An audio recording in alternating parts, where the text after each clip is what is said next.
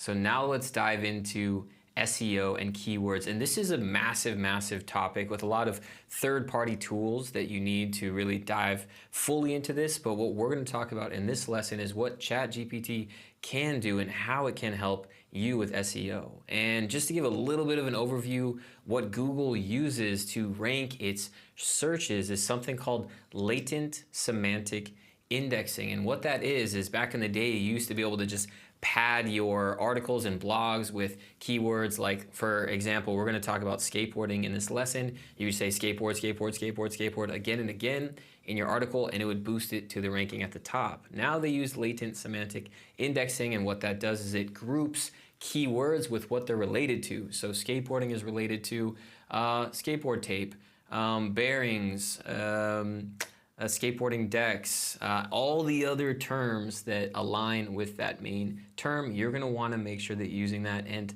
ChatGPT helps us with that process. So let's hop into it. So what I first want to start with is asking ChatGPT to write a 100-word product description about a skateboard with glowing wheels, and we're going to see what we can do to optimize it.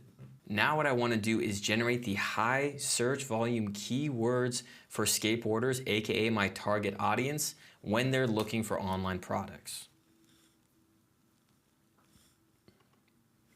And as I'm seeing this list come out, I'm seeing some repetitious use of the word skateboard. And now what I want to do is remove the duplicate word skateboard from this list. So ChatGPT can do that.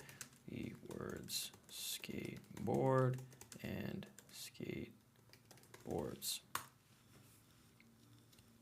Perfect. Now we have our optimized list, and now what I want to do is ask ChatGPT to optimize our initial product description with the following keywords.